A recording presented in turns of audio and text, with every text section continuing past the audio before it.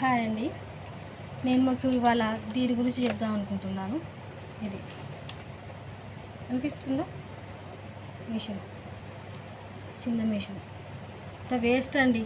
నేను కూడా ఎంతో ఆశగా తీసుకున్నా కానీ ఇక ఇక ఉట్టినే ఖరాబ్ అవుతుందండి. దాని సూదులు కూడా మనకి దొరకవు.